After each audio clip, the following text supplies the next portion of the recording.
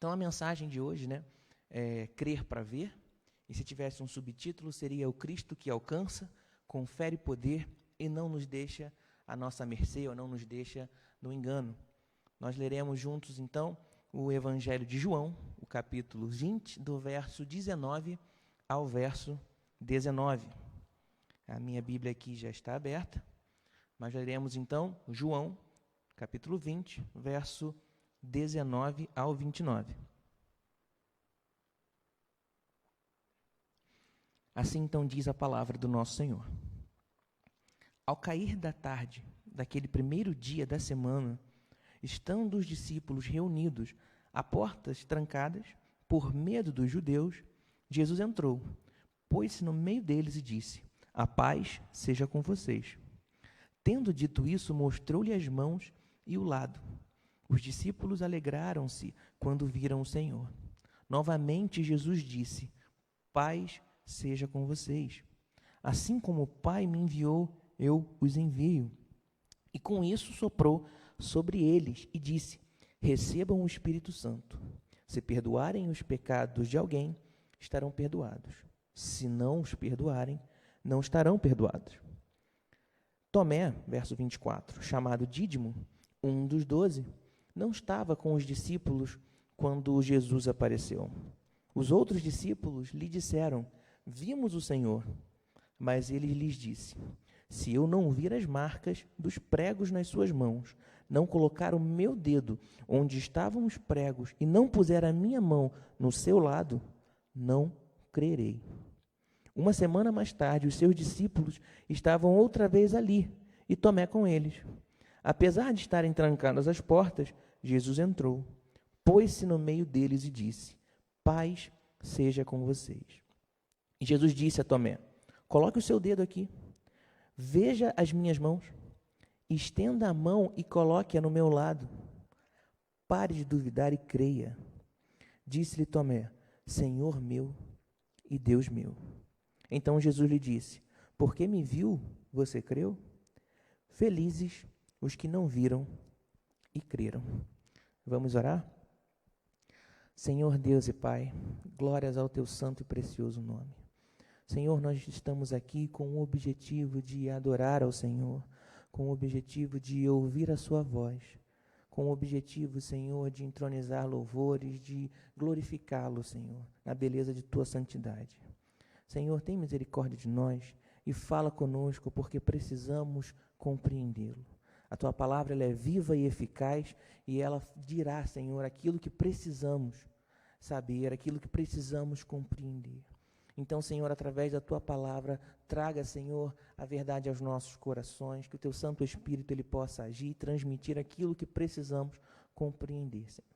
Fala com o teu povo, porque precisamos de ti.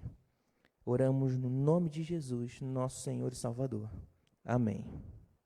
Amém, então, meus irmãos. Começando essa nossa exposição, estamos diante de um momento muito marcante. Não só pelas palavras que são ditas, mas pelo momento, né, em que essas palavras são ditas. E pensar em palavras por si só, isso é muito importante, né, porque é como nos expressamos através da fala, através das palavras, e através da palavra, dependendo de como você fala, da impostação da sua voz, a gente consegue perceber o seu humor, se vai tudo bem ou não. Às vezes é através de uma fala, através de uma conversação, que a gente consegue ser convencido ou convencer alguém de algo. Eu, por exemplo, sei como a minha esposa está pelo bom dia que ela me dá. A forma de bom dia que ela vai me dar, eu já sei como é que está o humor dela. A gente se comunica, então, através dessas palavras.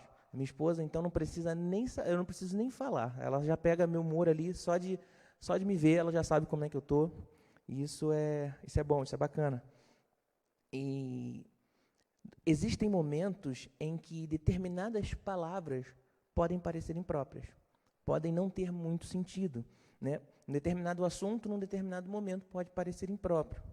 Por exemplo, não se trata de investimentos, não se conversa com uma pessoa incentivando a pessoa a aplicar em bolsas de valores se ele não tem dinheiro, se ele está desempregado. Não se tenta vender roupas para bebês para um casal que não tem filhos, como aconteceu alguns meses atrás comigo e com a Bruna. Um rapaz muito cheio de boa vontade, ele chegou tentando já apresentar ali os seus artigos, e aí falou assim, o casal tem filhos? Porque eu tenho tantas coisas, e a gente falou, não temos, e aí acabou todo o argumento dele, né? Então, dependendo do assunto, dependendo da palavra, dependendo do momento, a palavra ela pode parecer imprópria. Vou dar um outro exemplo de momento relacionado a uma fala, né? Um vendedor de porta em porta, ele foi a uma determinada cidade, foi uma determinada região, para poder vender o seu mais novo aspirador de pó, de última geração. E aí ele bate na porta, na primeira porta, uma mulher abre a porta para ele, e ele começa então a falar sobre as maravilhas desse aspirador de pó. É de última geração, é capaz de aspirar não sei quantas questões ali por segundo, e etc. E toda vez que a mulher tenta falar algo para ele, ele não dá voz à moça, porque ele não quer perder a venda, né? Antigamente tinha essa compreensão de que se você impedisse a pessoa de falar e falasse tudo o que você precisava sobre expor o seu produto, assim a venda tinha mais chance de ser feita, né? Então ele continua falando e não só fala, ele faz um desafio. Ele pega bastante pó, bastante sujeira, né, bastante poeira e joga ali sobre o tapete da casa da senhora e diz para ela que se o aspirador não fosse se o aspirador de pó não tirasse toda aquela sujeira do carpete, ele ia comer a poeira inteira. E aí, finalmente, a mulher tem a voz, ela pode falar, e ela diz o seguinte para ele, olha, então o senhor pode começar a comer, porque não tem luz na cidade já tem muito tempo. Então, o seu aspirador de pó não vai ter muito efeito, né? Então, às vezes, o momento de uma fala pode parecer impróprio. Vejamos aqui, então, o nosso texto, né? Começando pelo verso 19, a primeira parte, ao cair da tarde daquele primeiro dia da semana, estando os discípulos reunidos às portas trancadas, por medo dos judeus. Né? Essa é a primeira parte que eu gostaria de ressaltar com os irmãos, porque há um problema de medo, né? E diante do medo, algumas questões podem parecer impróprias, ok? Quando a gente pensa em João 11, 40, diante da morte de seu irmão Lázaro, Marta, ela transmite ao Senhor a sua própria incredulidade, né? Ela diz, Senhor, para que vai tirar a pedra? O corpo já morto há dias, já cheira mal. E aí o Senhor, ele recomenda a ela sobre o quê? Sobre crer, né? Se creres, verás a glória de Deus, né? E ela não via a solução do seu problema diante justamente desse seu momento ruim, né?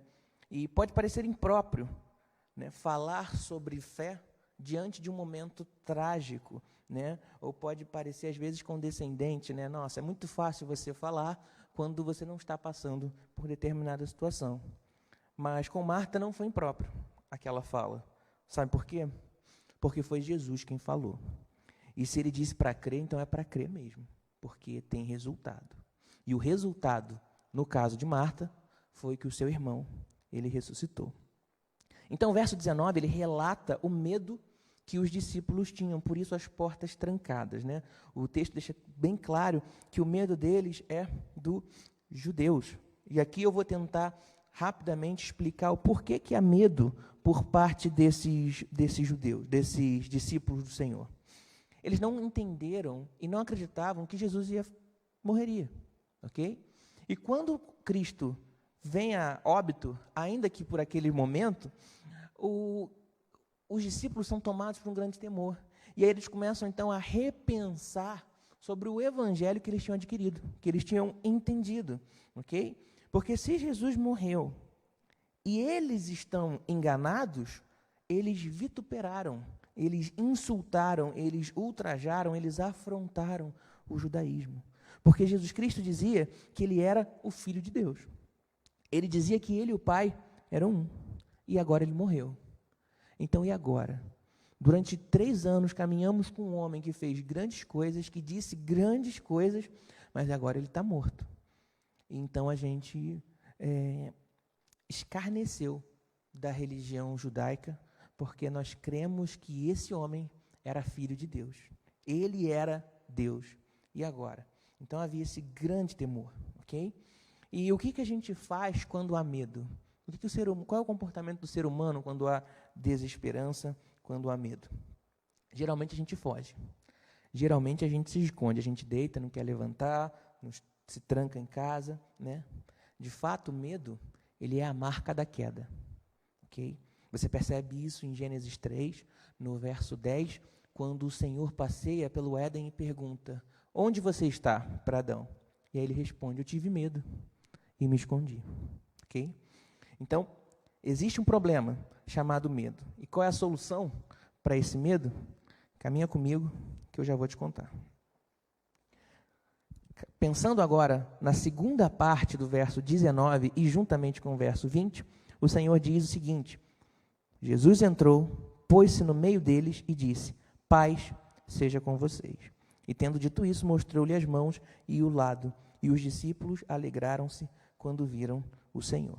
Quero que vocês pensem comigo aqui na palavra de Cristo. Ele disse: a paz seja com vocês, ou shalom, ok? Shalom é uma forma de cumprimentar alguém, mas desejando as bênçãos do Senhor. E aqui é um momento importante, a gente precisa trazer essa percepção, é que quando o Senhor, dentro da formação do povo hebreu, ok? A sua formação, ela está muito relacionada à percepção de religiosidade, ok? O povo hebreu, ele se forma tendo percebido a sua religião. É porque Deus vai aos primeiros pais, né, a Abraão, a Isaac e Jacó, e aí aquele povo, então, se compreende como um povo, ok?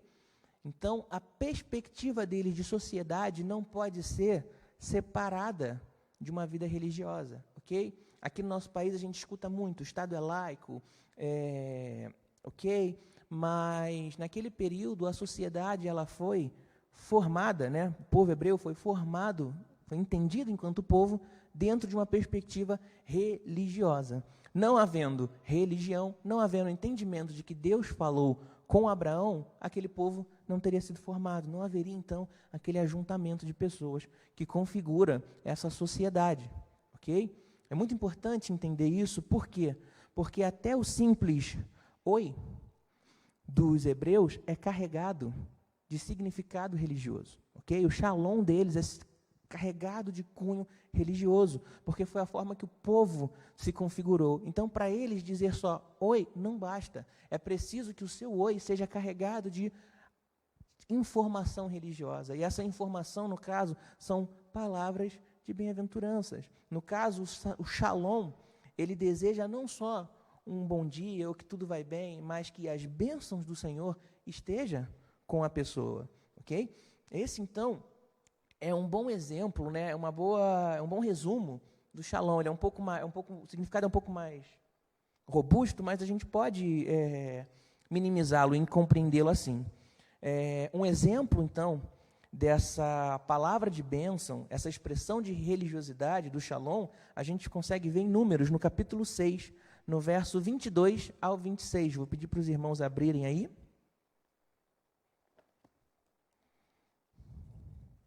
Quem encontrar, diz um amém aí.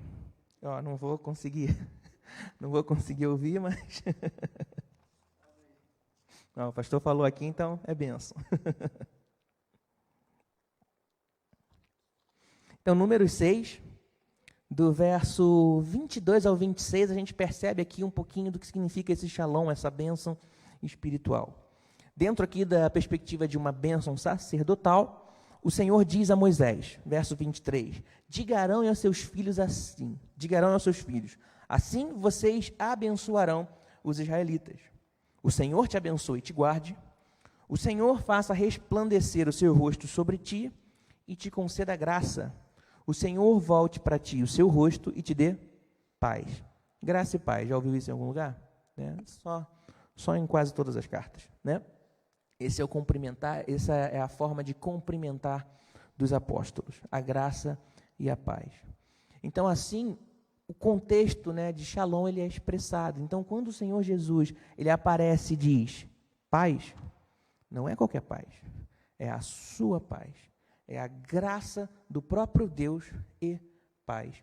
Quem está falando agora não é mais um patriarca, não é um profeta, mas é o Cristo ressurreto. Caminhando com o verso, o Senhor então mostra as suas mãos, mostra o lado onde foi perfurado pela lança e a alegria, ok? E o ato de mostrar as mãos e o lado, ele é carregado de significado, meus irmãos. Para começar, eu lembro de algo que aconteceu comigo quando criança. Pastor, quando eu era criança, eu lembro que eu assisti o Henri Cristo pela primeira vez na televisão, né? E eu fiquei, assim, chocado com aquele homem, porque ele acreditava que ele era o Filho de Deus.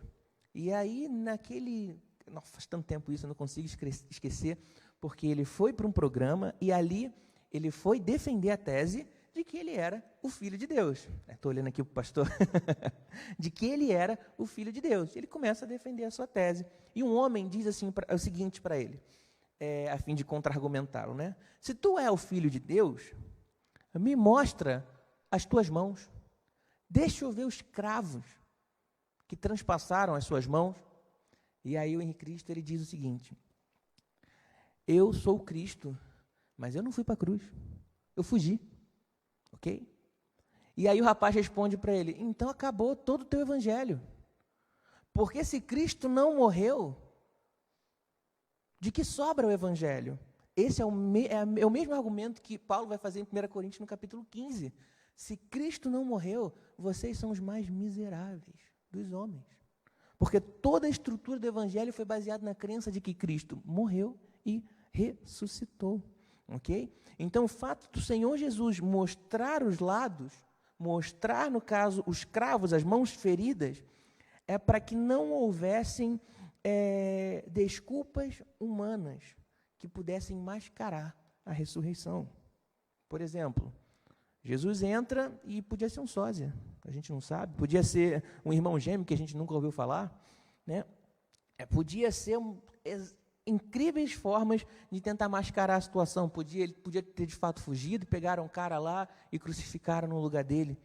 Mas o fato de Jesus aparecer como ele aparece, significa então que ele foi para a cruz e que ele ressuscitou.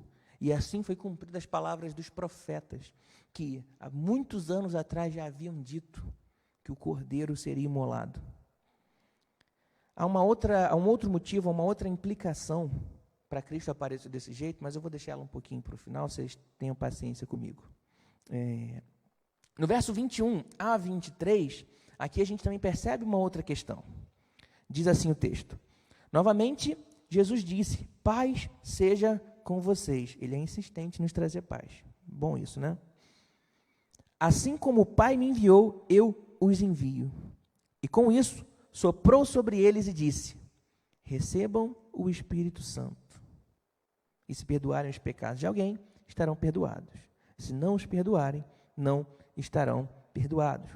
Isso é um momento interessante, porque aqui Cristo perdoa, comissiona, reveste de poder, né? E ainda assim relembra um ensinamento. E notem, queridos, por favor, que as primeiras palavras de Cristo foram palavras de paz, não foram palavras de condenação. Ele poderia ter dito: por que vocês me abandonaram? Por que vocês estão com medo? Eu não disse que eu ressuscitaria? Por que vocês se escondem? Por que vocês entraram em pecado? Ele poderia ter dito muitas coisas diante da falha dos discípulos. Mas Jesus não diz isso. Ele diz a paz. E o motivo dele dizer isso, a resposta disso está em Romanos, no capítulo 5, no verso 8. Assim diz a palavra do nosso Deus: mas Deus demonstra seu amor por nós. Cristo morreu em nosso favor, quando ainda éramos pecadores. Sendo assim, meus irmãos, nosso pecado, a nossa falta de fé, a nossa fraqueza não pega Jesus de surpresa. Ele nos conhece. Vide o Salmo 139, ok? O Senhor sonda todas as coisas. Antes que a palavra me venha à boca, o Senhor já sabe. Se eu fizer a minha cama na sepultura, o Senhor lá está. Se eu tomar as asas da alvorada, o Senhor lá está. Não há como fugir da sua presença. Ou seja, Deus é onisciente e onipresente. E Jesus e o Pai são um, ok? Isso, então, para nós, é motivo de grande alegria. E para os que não creem, loucura. É loucura o Evangelho. Como pode um homem que já sabia que faltaríamos com ele nos amar? Quando nós temos um desafeto, quando alguém nos faz mal e pede perdão, reconhece o seu erro, a gente tem dificuldade de perdoar. Imagina Jesus, que já sabia o que seria feito, mas ainda assim demonstra amor. É por isso que o Evangelho é maravilhoso e é loucura. Loucura para os que perecem. Porque não dá para entender alguém que demonstra perdão e misericórdia ciente de um erro que iria acontecer, ciente de todas as nossas falhas. Quão glorioso é o nosso Senhor Jesus, meus irmãos. Então, ainda assim, Deus nos perdoa em Cristo, expressão de seu amor. Não só isso, mas Ele permite a participação, o retorno ao trabalho, capacitando-os com o poder do seu Espírito. É interessante porque muita gente tem essa frase, né? Eu perdoei, mas eu não esqueci. Ok, mas a sua frase está cheia de ressentimento, meu irmão. E se está com ressentimento, não perdoou. Se você está sentindo isso, há um problema. Porque o nosso Senhor, Ele nos perdoa e, segundo o Apocalipse, Ele lança no mar do esquecimento as nossas faltas. Então, você, é claro, você não vai ser acometido por uma amnésia e vai esquecer o que seu irmão te fez. Mas é perdão. Perdão. O nosso Senhor perdoou e ainda assim manteve os seus discípulos para fazer aquilo que Ele já tinha proposto aos seus discípulos. Ok? Vocês erraram, eu te perdoo. Continua. Mantenha o trabalho. Meus irmãos, isso é maravilhoso. Não só não demite, ok?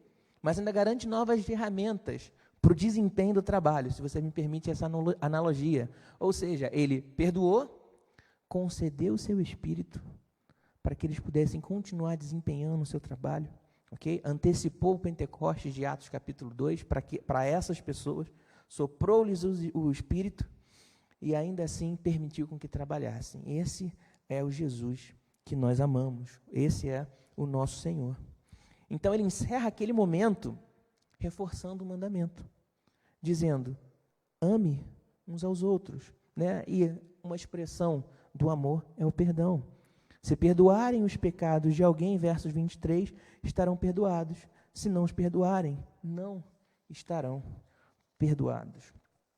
Então Cristo reforça o que já havia dito anteriormente. É muito importante pensar nisso. A ressurreição do nosso Senhor Jesus Cristo não trouxe um novo evangelho.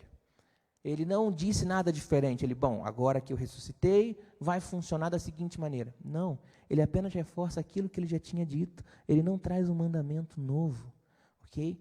E ele reforça justamente o que ele já havia dito. E você percebe isso em 1 João, no capítulo 1, no verso 7, quando João diz que se andarmos na luz, como ele está na luz, aí então temos o seu perdão e naturalmente nós temos comunhão uns com os outros. De modo que, se eu ando na luz, se eu fui perdoado por Jesus, eu naturalmente preciso demonstrar amor, eu preciso naturalmente demonstrar perdão ao meu irmão. Ok? E é por isso que o nosso evangelho, ele não é um evangelho arrogante, ele não é um evangelho cheio de ódio, ele não faz acepção de pessoas. É por isso que o evangelho é pautado em extraordinário amor de Deus, que perdoou pecados de pecadores e nos faz andar em comunhão com Ele. A partir do verso 24, a gente vê um momento muito interessante, que é justamente o momento da incredulidade de Tomé. E aqui a gente pode ressaltar duas informações para pensar aqui sobre a incredulidade de Tomé. A primeira, Tomé não estava com os irmãos na primeira vez que Jesus apareceu. A segunda, Tomé não acredita no que seus irmãos têm para dizer. Ok? A Bíblia não relata o motivo, nós não sabemos o porquê Tomé não estava lá. Mas, no momento de grande medo, no momento de grande aflição, onde os seus irmãos estavam reunidos, Tomé não estava lá. E quando há um momento de grande alegria, grande comunhão, e eles decidem partilhar para que Tomé comungue com eles, Tomé não crê. Ok? E aqui a gente precisa ter um pouquinho de cuidado e sensibilidade, porque nós, leitores, né, quando nós lemos a Bíblia, às vezes a gente se coloca numa distância entre eles. Eu não sei você, talvez só eu que peco dessa forma, mas quando a gente, às vezes, olha o livro de Êxodo e constantemente o povo de Israel falha com Deus, a gente pensa, Senhor, se eu fosse Deus, eu já tinha mandado um raio, já tinha aberto aquele chão, engolido todo mundo. Talvez eu e mais 2 pessoas ou 3 que eu possa conhecer pensam dessa forma, né? Tem gente mais santa aí que não corre esse risco, né? E nesse caso a gente precisa ter um pouquinho de sensibilidade, um pouquinho de cuidado, porque Tomé era humano, ok? E às vezes as pessoas elas falham, às vezes as pessoas sentem medo, às vezes elas repensam as suas atitudes, elas duvidam, ok? Uma prova de que Tomé era um camarada legal, ele era de Jesus, está justamente em João, no capítulo 11, no verso 16. Quando o Senhor escuta que Lázaro ele está doente, ele está perto da morte, ele decide voltar para a Judéia, para poder visitar o amigo. E aí os discípulos eles falam para Jesus, não faça isso, mestre, o senhor quase foi apedrejado, se o senhor voltar para lá, vão te matar. E ele fala, não, eu preciso visitar Lázaro que está dormindo. E aí eles não entendem essa expressão de dormir e falam, Senhor, se ele já está dormindo, é mais um motivo, ele está descansando, não volte, o Senhor pode morrer. E aí ele fala, Lázaro morreu e é para a sua graça, é para o benefício de vocês que eu volte, para que vocês vejam o poder de Deus. E aí os discípulos eles ficam inseguros sobre isso. E aí Tomé, ele diz o seguinte, né? Vou até abrir aqui a minha Bíblia para ler exatamente as palavras do Tomé. Então Tomé, chamado Dídimo, isso em João 11, verso 16, disse aos outros discípulos, vamos também, para morrermos com ele. Meus irmãos, se isso não é sinal de amor, se isso não é sinal de fé, eu não sei o que é. Chamar para parque, chamar para passear, chamar para comer, isso é muito legal, por favor, me convide. Mas chamar para morrer é sinal de amor, ok? Então, esse camarada, esse Tomé, ele é cristão, ele crê em Cristo, mas ele está num momento de profunda tristeza, ok? E é importante entender agora que o problema de Tomé não era só de Tomé específico. Todos os discípulos estavam iguais a Tomé, antes que o Senhor Jesus aparecesse. Porque o problema de Tomé era não compreender o Evangelho, e os discípulos também não compreenderam.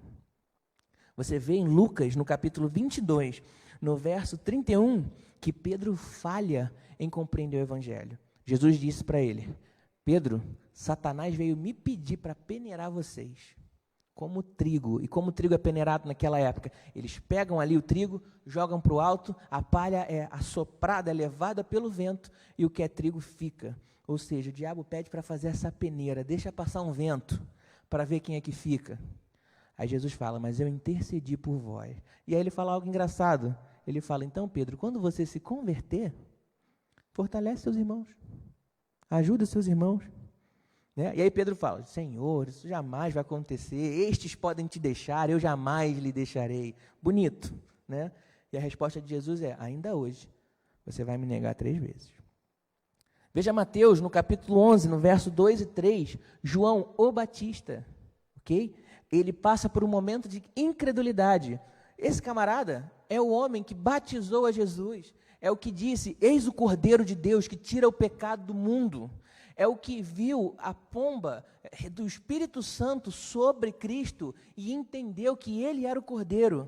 No verso 2 e 3, ele manda os seus discípulos, no capítulo 11 de Mateus, perguntarem para Jesus se ele era o Cristo. Se haveria ou ele deveria esperar por outro. Porque momentos de tristeza, momentos de incredulidade, eles acontecem, meus irmãos. No caso de João Batista, ele estava preso e não sairia daquela prisão, a não ser para sepultado. Em Lucas 18, 31 a 34, Jesus deixa então o evangelho escancarado.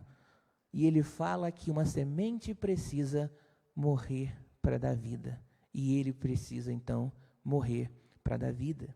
E o verso 34 desse texto de Lucas diz que os discípulos não compreenderam. O Senhor foi claro, mas o nosso problema é que às vezes nós inserimos nossas próprias expectativas no evangelho. E aí queremos que Deus distorça suas próprias palavras para se adequarem a nós, e não ao contrário. Isso acontece o tempo inteiro, o tempo inteiro. O Senhor diz, se buscares de todo o coração, vocês me acharão. Se pedirem, eu vos atenderei. Mas o que a gente faz? Não, Senhor, aparece você. Vem aqui falar comigo. A gente não busca. É muita arrogância que o bichinho de Jacó, o verme que nós somos, queira que o Senhor Deus apareça num estalar de dedos, enquanto homens buscaram a Deus de todo o coração, com toda a sua força. Entende isso? O problema é que não há uma compreensão adequada do Evangelho. Uma pessoa que lê a Bíblia uma única vez não pode compreender da maravilha do Evangelho do nosso Senhor. Se o Espírito Santo tocá-lo, ele pode até então entender sobre o seu pecado, porque a palavra de Deus convence do pecado, da justiça e do juízo. Mas as maravilhas, numa totalidade delas, jamais serão compreendidas num único momento de debruçar sobre as palavras de Deus. Porque o Senhor é grande, porque o Senhor é inescrutável, nós não conseguimos compreender a grandeza desse Deus nem de sua sabedoria. Então, o problema de Tomé, meus irmãos, nada mais é que o problema de todos nós, incredulidade. Os discípulos também estavam com medo, sinal de incredulidade, ok? Então, o que podemos ver aqui em Tomé é um retrato de todos nós, um retrato de como estavam os discípulos antes da aparição de Jesus, ok? Verso 25, perdão. Os discípulos contam essa boa notícia para Tomé, e Tomé diz para eles o seguinte: se eu não lhes vir a marca dos pregos nas suas mãos, não colocar o meu dedo onde estavam os pregos e não puser a minha mão no seu lado, não crerei, ok? E aí podemos pensar que do verso 26 ao 28, a gente notaremos que Jesus não nos deixa à nossa mercê, ok? Porque Tomé está no momento onde ele não quer ser enganado, ele está repensando como os que estavam escondidos repensaram. Será que nós erramos com relação ao nosso credo? Será que nós entendemos errado e escarnecemos da religião correta? Tomé não quer ser mais enganado, então ele diz, não basta ouvir, eu preciso ver. Isso é um problema, meus irmãos, é um problema sim. Mas perceba que é resultado de um coração que quer crer, mas está incrédulo. É curioso isso, né? Quer crer, mas está incrédulo. Verso 26 a 28, então, nesse grande momento de incredulidade, no pensamento de Tomé, Jesus então morreu, e ele talvez se enganou sobre quem ele era. Jesus reaparece, ok? E note que entre o verso 25 e 26 passou uma semana, ok? Ele ficou uma semana remoendo aquele acontecimento, tá? E a mesma situação ocorre, portas trancadas, ok? Resquício de medo, talvez. É interessante pensar, se Jesus já veio, por que eles temeram e trancaram a porta? Né? Às vezes a gente tem dificuldades, a gente compreende algumas coisas, mas precisa ser reensinado o tempo inteiro, porque o nosso corpo, essa carne pecaminosa, ela fala muito alto às vezes. E Jesus novamente lhes oferece a sua paz, mas dessa vez ele quer falar com Tomé. E aleluia, glórias ao nosso Senhor por isso, porque ele vem, ele é um Senhor e Salvador do coletivo, de um povo inteiro, mas ele também é um Salvador pessoal, e ele se importa contigo enquanto unidade, enquanto pessoa. É engraçado pensar isso, né? Mas às vezes a gente pensa que um presidente que precisa governar, ele pensa às vezes no que é melhor para o coletivo, porque ele não consegue cuidar de todo mundo. Mas o nosso Senhor Jesus, ele é um Deus do coletivo e o Deus do singular. Ele pensa em você, ele sabe dos seus problemas. E aí, dessa vez, ele quer falar com Tomé, ok? E aí ele diz, vem aqui, toca aqui, veja se não sou eu. E como a Andressa, ela registrou na sexta-feira, na nossa reunião, com tamanha graça, o mesmo Deus que tirou Filipe de Samaria, onde ele estava realizando milagres e pessoas estavam crendo no Evangelho, tirou ele de lá para colocá-lo no deserto, para que ele pudesse ensinar para uma pessoa. Que Deus maravilhoso. Que Deus maravilhoso, que se importa tanto conosco, que se importa tanto contigo, que se importa tanto comigo, meus irmãos. O mesmo Deus, então, que trata dos discípulos no coletivo, ele também percebe quem precisa ser tratado no singular. Agora ele vai fazer com Tomé, mas no capítulo 21 de João ele vai fazer com Pedro, porque Pedro negou 3 vezes, e ele precisa também ser tratado. Ok? Então, verso 27 e 28 é o momento de confronto e a conclusão de Tomé. O Senhor convida Tomé a fazer o que ele pediu. Não foi isso que ele pediu? Então vem aqui fazer.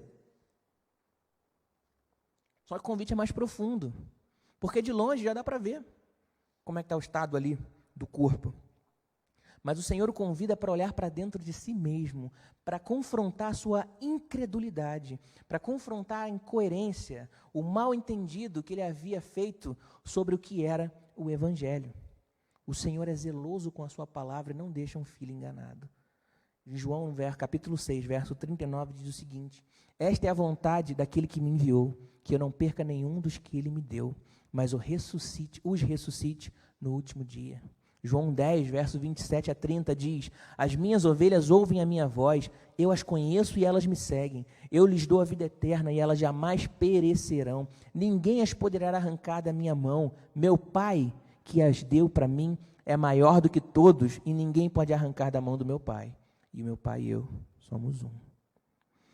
Então o Senhor, ele chama Tomé para confrontar essa incredulidade dele, essa história de só crendo, não, só vendo. E aqui o Evangelho é escancarado para Tomé. E a gente precisa pensar na fala dele, porque Tomé falou muita coisa aqui.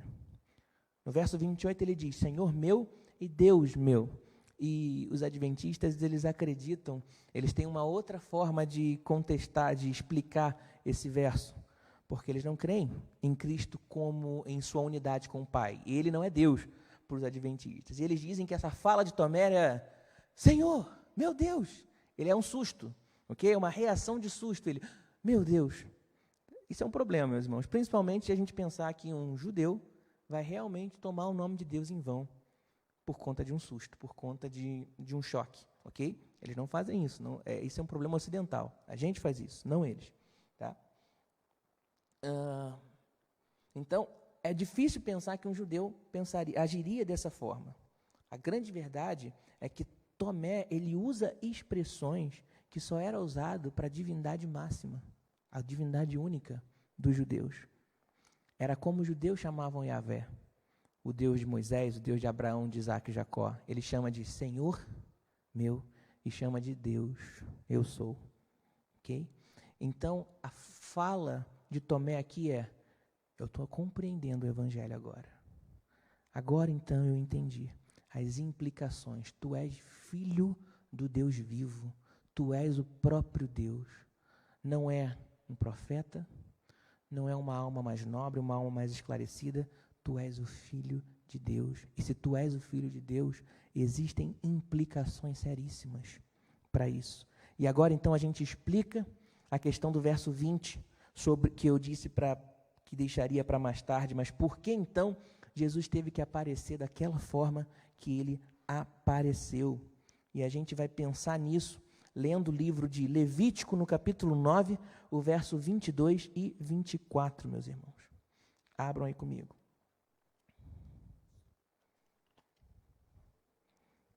Já estou próximo do fim.